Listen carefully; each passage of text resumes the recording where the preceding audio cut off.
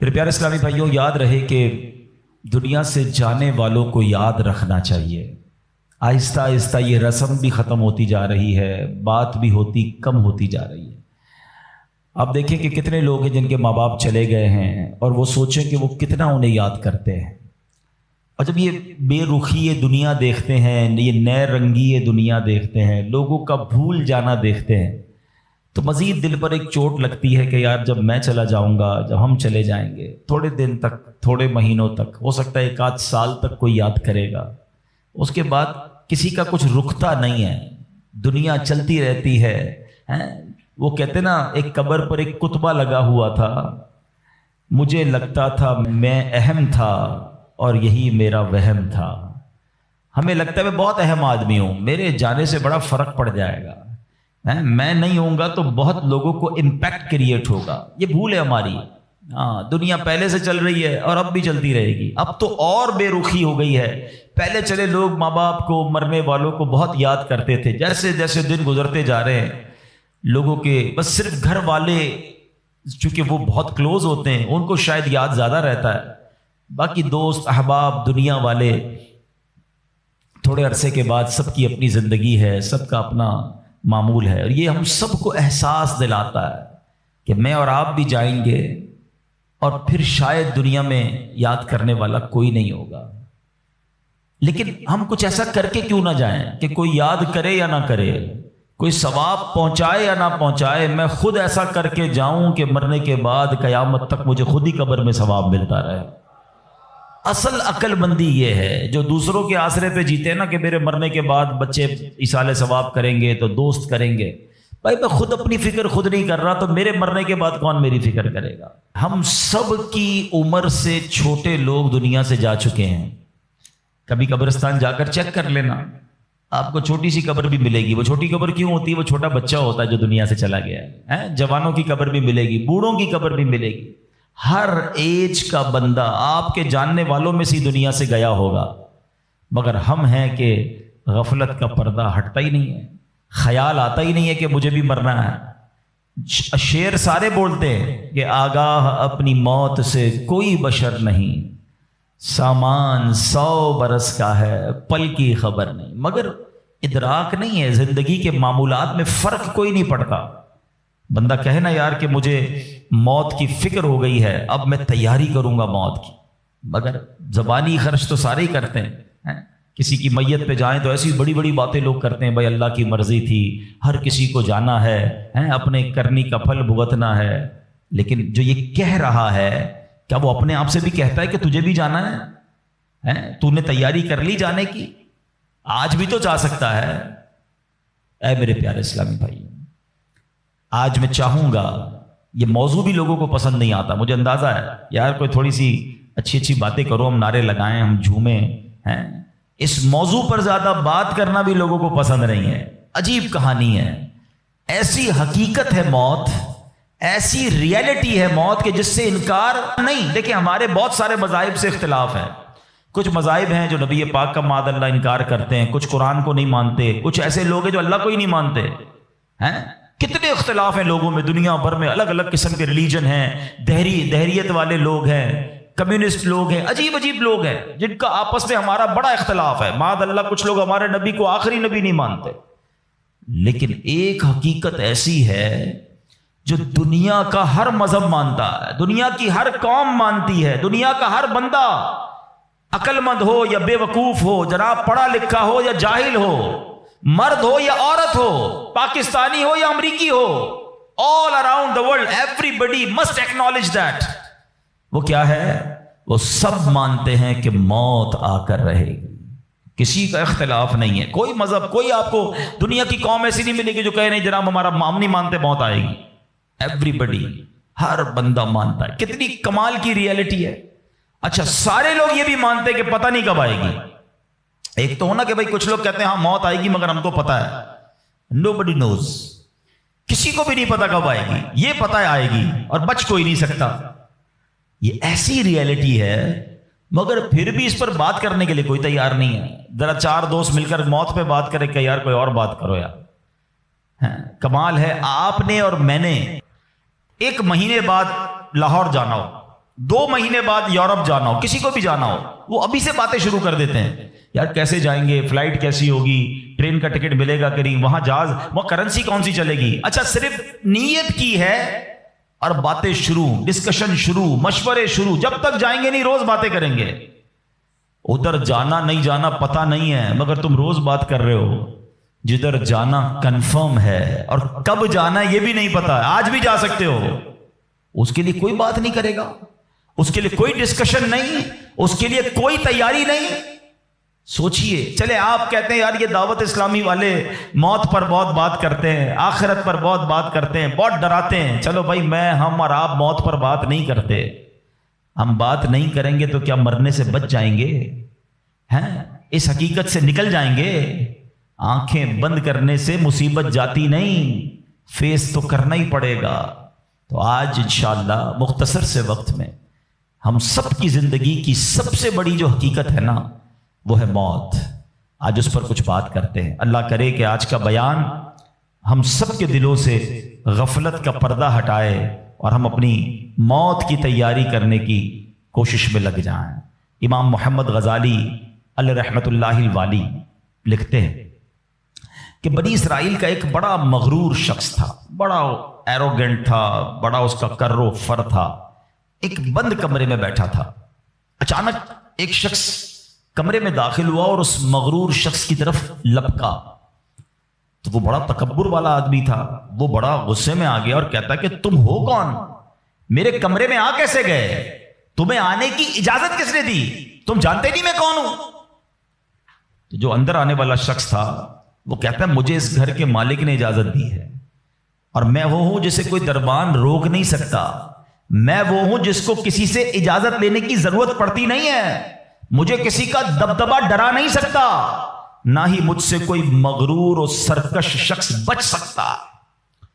اب جیسے ہی یہ باتیں سنی نا تو مغرور شخص جو تھا وہ ڈرنے لگا، وہ کانپنے لگا، وہ گھبرا گیا۔ وہ کہتا ہے کہ آپ تو ملک الموت معلوم ہوتے ہیں، کیونکہ جس کو کوئی نہیں روک سکتا، جس کو کسی کی اجازت کی ضرورت نہیں ہے، جس کو کسی کا دبدبا کرو فر ریزسٹ نہیں کر سکتا، وہ ملک الموت کے سوا تو کوئی نہیں، لگتا ہے آپ ملک الموت ہیں؟ تو فرماتے ہاں میں ملک الموت ہوں۔ اب وہ شخص تو بڑا گناہگار تھا، وہ رونے لگا، چیخنے لگا کہ حضور تھوڑی سی مہلت دے دیں، کچھ نیکیاں کر لوں، توبہ کر لوں، اللہ کو راضی کر لوں، ابھی میری روح قبض نہ کریں۔ ہائے ہائے، ملک الموت فرماتے تمہاری سانسیں پوری ہو گئی ہیں، اب تمہیں کوئی ٹائم نہیں ملے گا۔ اگر تم نے، وہ پوچھتا ہے حضور مجھے کہاں لے جایا جائے گا مرنے کے بعد؟ فرمایا اس مقام پر جہاں تو نے اعمال بھیجے ہیں، اس گھر کی طرف جو تو نے تیار کیا ہے۔ وہ شخص کہے گا حضور میں نے تو کوئی گھر تیار نہیں کیا، کوئی نیکی آگے نہیں بھیجی۔ ملک الموت فرماتے ہیں پھر تمہیں بھڑکتی آگ کی طرف لے جایا جائے گا، جہاں تمہارے گوشت پوشت وہ آگ نوچ لے گی۔ یہ کہہ کر ملک الموت نے اس شخص کی روح کو قبض کیا، اس کے پورے گھر میں کوہرام مچ گیا، گھر والے رونے لگے۔ اے میرے پیارے اسلامی بھائیوں، یہ واقعہ ہم سب کو کیا سکھا رہا ہے کہ جب موت آنی ہے نا، جب وہ وقت آ جانا ہے تو پھر 1 منٹ بھی آگے پیچھے نہیں ہو سکے گا، کوئی اس کو ڈیلے نہیں کر سکے گا، بلکہ جس حالت میں ہوں گے نا اسی حالت میں روح قبض کر لی جائے گی۔ ہماری موت کا وقت لکھا ہے، مقام بھی لکھا ہے، یہ چینج نہیں ہو سکتا۔ اگر موت سمندر میں لکھی ہے تو $2.5 لاکھ دے کر بھی بندہ وہاں پہنچتا ہے جہاں موت لکھی ہے۔ اگر موت کشتی سے ڈوب کر ہونا لکھی ہے تو 22 لاکھ دے کر بھی سینکڑوں لوگ ہمارے وطن سے جاتے ہیں اور ان کی موت یورپ کے سمندر میں جا کر ہو جاتی ہے۔ اللہ پاک جو بھی ان میں مسلمان ہیں سب کی مغفرت فرما، مگر میں نے اور آپ نے اس سے عبرت کیا لی کہ بندہ وہاں پہنچے گا جہاں اس کی موت لکھی ہوئی ہے۔ ایک بار حضرت سلیمان علیہ نبینا علیہ الصلوۃ والسلام کی بارگاہ میں ایک شخص بیٹھا تھا۔ آپ کی بارگاہ میں ملک الموت آیا اور اس شخص کو ذرا گھور کے دیکھنے لگے، واپس چلے گئے۔ وہ شخص کہتا حضور یہ کون تھے جو آئے تھے اور مجھے گھور کے دیکھ رہے تھے؟ فرمایا یہ ملک الموت تھے۔ کہتا حضور لگتا ہے میری روح قبض کرنے والے ہیں، آپ مہربانی کریں، آپ کی تو ہوا پر حکومت ہے، آپ ہوا کو حکم دیں کہ ہوا مجھے اڑائے اور مجھے ہندوستان لے جائے. حضرت سلیمان بیت المقدس کے علاقے میں رہتے تھے نا. آپ نے حکم فرمایا, ہوا نے اس بندے کو اٹھایا اور ہندوستان پہنچا دیا. کچھ دنوں کے بعد پھر ملک الموت آیا حضرت سلیمان علیہ السلام کی بارگاہ میں. آپ نے فرمایا تم میرے ساتھی کو کیوں گھور رہے تھے جب آئے تھے تو؟ کہ میں حیران تھا کہ میرے پاس یہ لکھا ہوا تھا اللہ کی طرف سے کہ تھوڑی دیر بعد مجھے اس کی روح ہند میں قبض کرنی ہے, اور وہ آپ کے پاس بیٹھا ہوا تھا. اللہ اکبر. حضرت سلیمان نے کہا میں نے ہی تو حکم دیا, اور ہوا نے اسے ہند پہنچایا. اور جب وہ ہند پہنچا تو پرٹیکولر ٹائم پر اسی مقام پر اس کی روح کو قبض کر لیا گیا. ہائے ہائے ہائے, یہ ہے میری اور آپ کی حقیقت. دوڑتے رہتے ہیں, بھاگتے رہتے ہیں, پلاننگ ہے کہ ختم نہیں ہو رہی, فکریں ہیں کہ ختم نہیں ہو رہی, ہر وقت بیٹھے ہیں اگلا پلان کیا ہے, 5 سال کا, 10 سال کا. ایک دکان ہے تو 2 دکانیں, ایک گھر ہے تو 2 گھر, بڑا گھر, ہوادار گھر ہے, نوکری ہے تو کاروبار کرنا ہے, ملک سے باہر جا کر جناب پیسے کمانے, یہی سوچ ہے بس. اس پورے شیڈول میں موت کہاں ہے؟ اس پوری تیاری میں موت کہاں ہے؟ ایک دن ہوگا کہ اچانک اچک لیے جائیں گے. سیٹھ جی کو فکر تھی ایک ایک کے 10 کیجئے, موت آ پہنچی کہ حضرت جان واپس کیجئے. اور آپ کو پتا ہے جس عالم میں میں اور آپ ہوں گے, بڑی میں اہم بات کرنے جا رہا ہوں. یہ آپ نے دیکھا نا کہ حضرت سلیمان نے حکم فرمایا تو ہند پہنچا. کوئی کشتی میں تھا, اس کی موت وہاں تھی. کوئی سمندر پانی کے اندر ہزاروں فیٹ نیچے جانا تو اس کی موت وہاں لکھی تھی. اس کا مطلب تو یہ ہوا کہ میں کہیں بھی کسی بھی مقام پر مر سکتا ہوں, میری موت پتہ نہیں کہاں لکھی ہے. اب ذرا غور کیجئے, ہم سب پتہ ہے کیا چاہتے ہیں کہ موت کے وقت ہم سجدے میں ہوں. چاہتے ہیں نا, اللہ کرے اللہ کے گھر میں موت آئے, کلمہ پاک پڑھتے ہوئے موت آئے, تلاوت قرآن کرتے ہوئے موت آئے, نبی پاک پر درود پڑھتے ہوئے موت آئے. اللہ ایسا کرم کر دے کہ مدینہ منورہ میں موت آئے, گنبد خضرا کے سامنے موت آئے. یہی تصورات ہے نا, ایک مسلمان چاہتا یہی ہے کہ یار موت آئے تو کسی اچھے عالم میں ہو, کسی بڑی خوبصورت باوضو نیکی کرتے کرتے دنیا سے جاؤں. تمنا تو سب کی یہ ہے. اچھا مجھے ایک بات کا جواب دیں, یہ کیسے ممکن ہے کہ کوئی بندہ صبح سے شام تک نماز نہ پڑھے اور کہے موت سجدے میں آئے, صبح سے شام تک مسجد میں نہ آئے اور تمنا یہ کر رہا ہے کہ مسجد میں موت آئے, باوضو رہتا ہی نہیں ہے تو کیسے امید رکھ رہا ہے کہ باوضو موت آئے, قرآن کھول کر پڑھتا ہی نہیں ہے تو کیسے امید کر رہا ہے کہ تلاوت کرتے کرتے موت آئے. جو صبح و شام گالیاں دیکھتا ہے, کیا اس کو ڈر نہیں لگتا کہ گالی دیتے دیتے موت آ سکتی ہے؟ جو شراب پیتا ہے اس کو ڈر نہیں لگتا کہ شراب کے نشے میں موت آ سکتی ہے؟ جو بدکاری کرتا ہے اس کو ڈر نہیں لگتا کہ بے حیائی اور بدکاری کرتے ہوئے موت آ سکتی ہے؟ جو تاش کھیلتا ہے, جوا کھیلتا ہے, اس کو ڈر نہیں لگتا کہ مرتے اسی وقت میں تاش کھیل رہا ہوں گا اور مجھے موت آ گئی, تو میں نشہ کر رہا ہوں مجھے موت آ گئی, میں بے حیا اور بدکاری کہ بری بری باتیں ٹیلی فون پر ساری رات کر رہا ہوں, اس وقت موت آ گئی. ملک الموت کو منع نہیں کر سکو گے کہ میں غلط کام کر رہا ہوں, ٹائم دے میں توبہ کر لوں. نہیں, جو سجدے میں ہوگا وہ سجدے میں اٹھایا جائے گا, جو درود پڑھتے پڑھتے جائے گا وہ درود پڑھتے پڑھتے اٹھایا جائے گا. سوچے وہ جو شراب میں جائے گا, نشے میں جائے گا, ادھر کیسے اٹھایا جائے گا. اب اس کا آسان حل پتہ ہے کیا ہے؟ کہ بندہ زندگی ایسے گزارے کہ جس حال میں مرنا نہیں چاہتا نا وہ کام چھوڑ دے. عقل بندی یہ ہے کہ اپنے دن کا شیڈیول ایسا بنائے کہ میں وہ کام ہی نہ کروں جس میں مرنا نہیں چاہتا, ورنہ میں روک نہیں سکوں گا موت کو.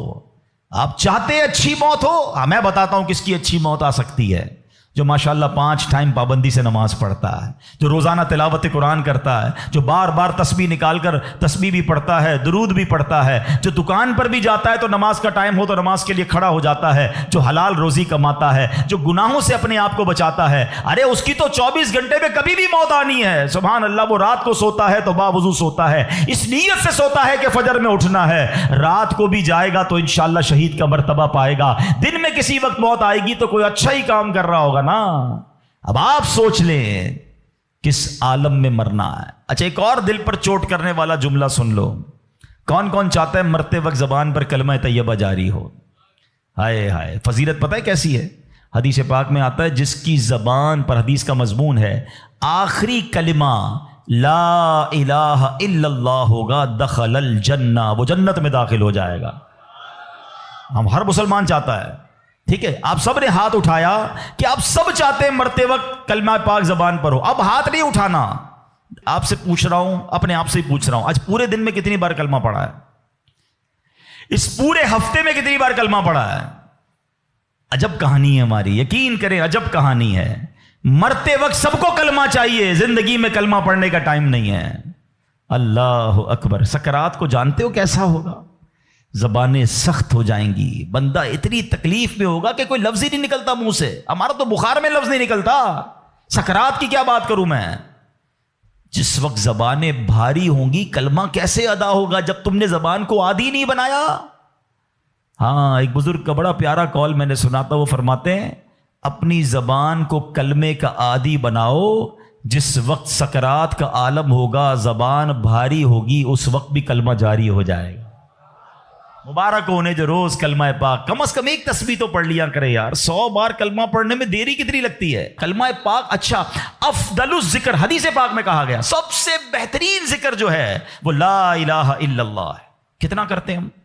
سوچے نا، ہم اب اپنے آپ کو کتنا دور رکھے ہوئے ہیں اپنی موت کی تیاری سے، اپنی آخرت کی تیاری سے، اپنی قبر کو روشن کرنے کی تیاری سے.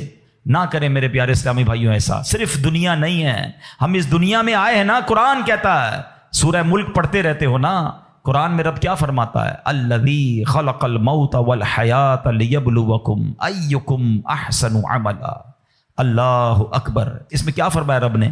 جس نے موت اور زندگی پیدا کی کہ تمہاری جانچ ہو کہ تم میں کس کا کام زیادہ اچھا ہے.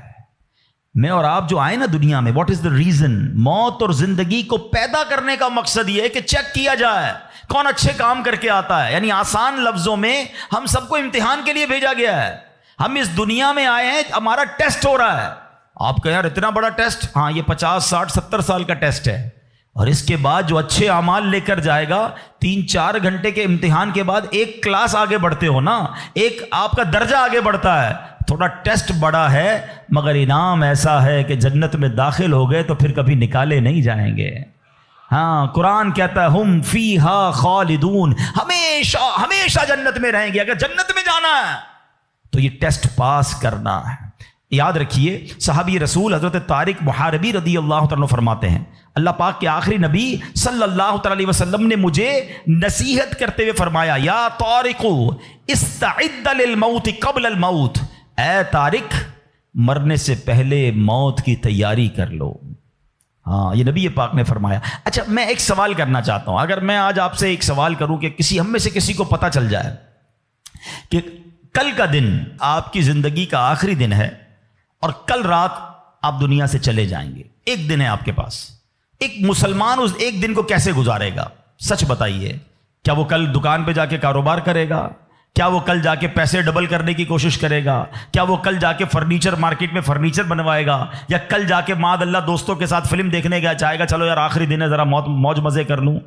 یہ کیا کرے گا؟ اگر عقل مند مسلمان ہوا تو ایک دن ہے تو مسجد میں گزارے گا، تلاوت میں گزارے گا، توبہ میں گزارے گا، ذکر و اذکار میں گزارے گا، ہیں اللہ پاک سے معافی میں گزارے گا، کیونکہ آخری دن ہے.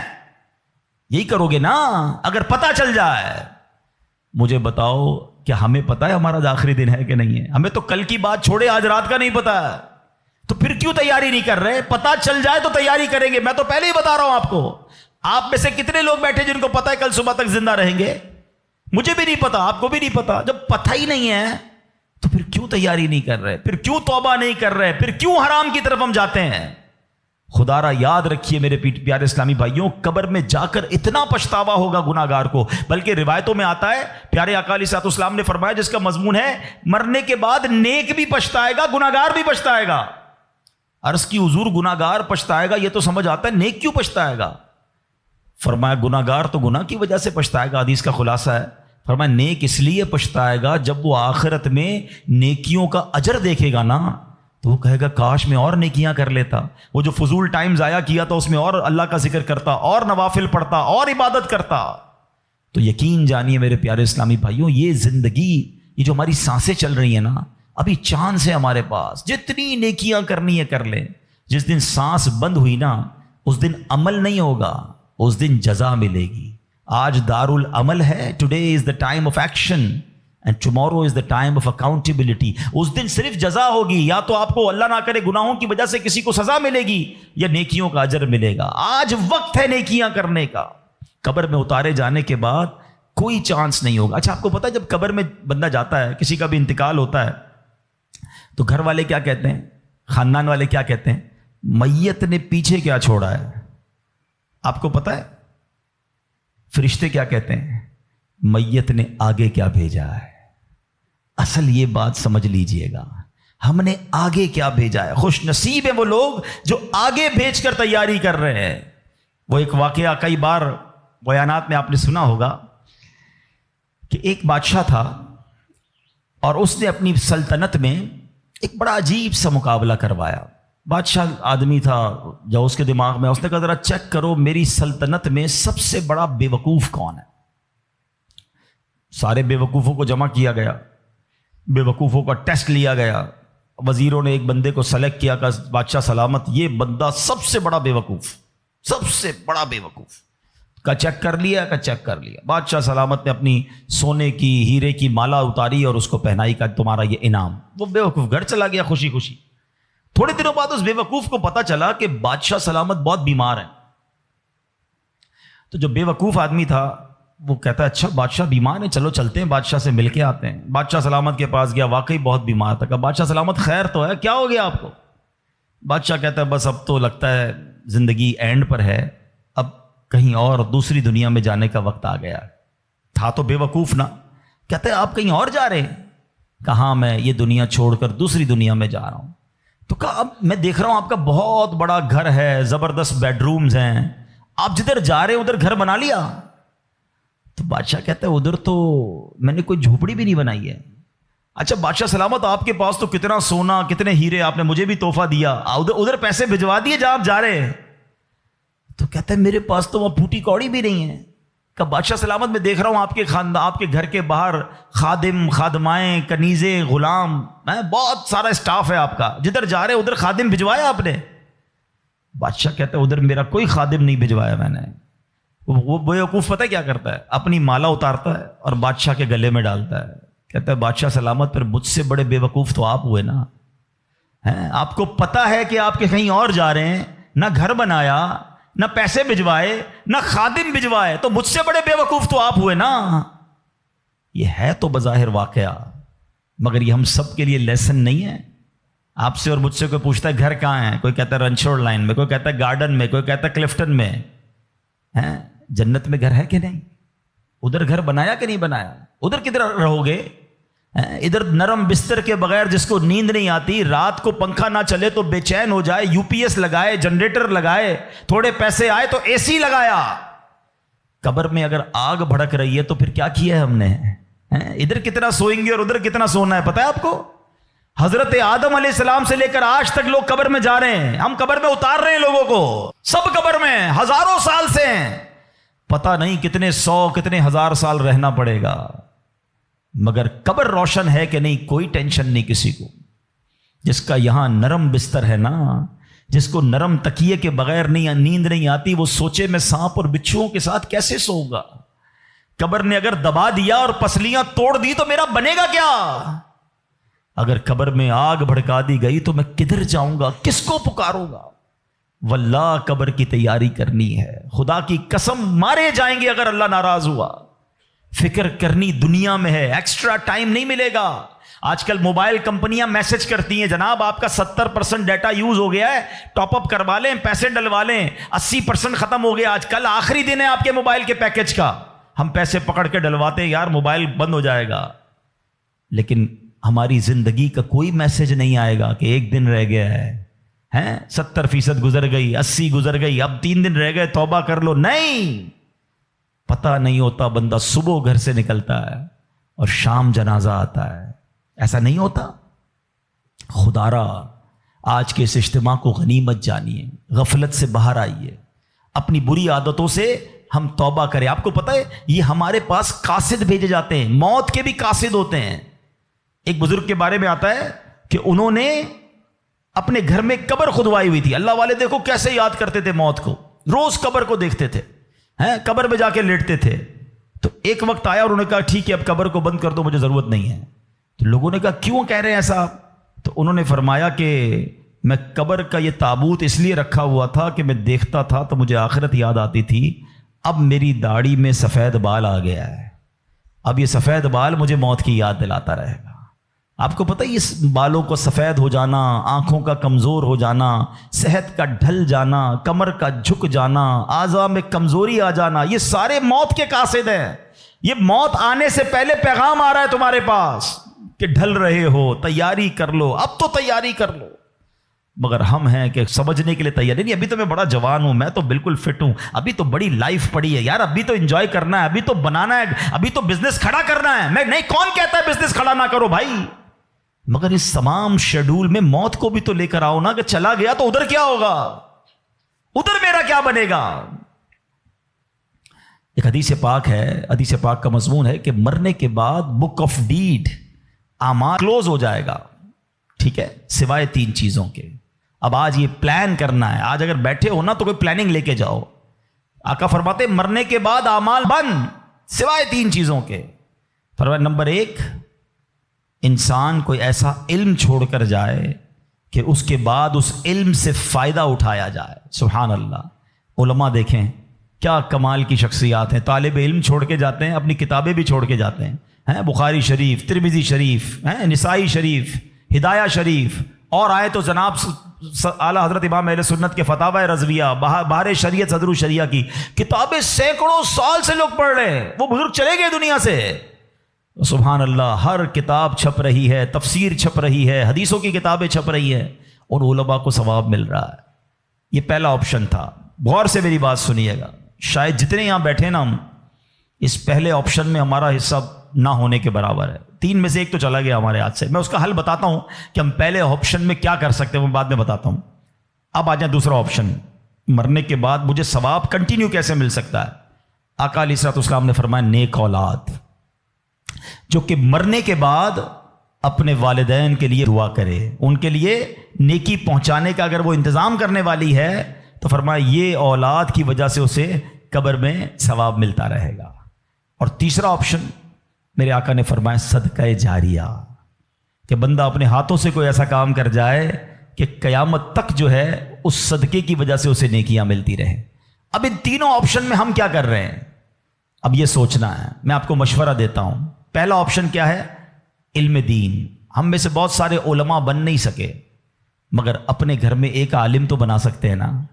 دعوت اسلامی الحمدللہ جامعۃ المدینہ بناتی ہے، دنیا بھر میں بناتی ہے.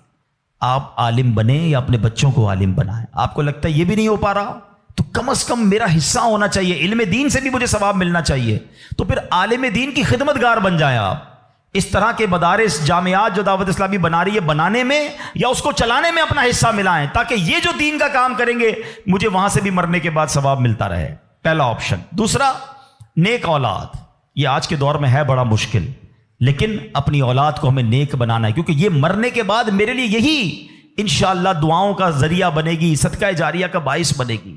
تو دعوت اسلامی کے مدارس المدینہ ہیں، جامعۃ المدینہ ہیں، اس میں اپنے بچوں کو داخل کروائیں کہ بچہ حافظ بن گیا، عالم بن گیا تو انشاءاللہ مرنے کی بچیاں اپنے گھر کی اسلامی بہنوں کو عالمہ بنائیں، تو انشاءاللہ یہ ہمارے لیے صدقہ جاریہ کا باعث بن جائے گا. اور تیسرا میں سمجھتا ہوں سب سے زیادہ آسان ہے کہ وہ میں اپنے ہاتھ سے ہی کر سکتا ہوں، اپنے ہی مال سے کر سکتا ہوں نا، اور وہ ہے صدقہ جاریہ. مشورہ دیتا ہوں، اللہ نے نوازا ہے نا تو کم از کم ایک مسجد زندگی میں بنا لیں. میرے نبی علیہ الصلوۃ والسلام کے سچے وعدے ہیں، جو اللہ کے لیے مسجد بناتا ہے اللہ اس کے لیے جنت میں گھر بناتا ہے. ہاں، یہ وہ صدقہ جاریہ ہے، بندہ چلا جائے دنیا سے ثواب ملتا رہے گا.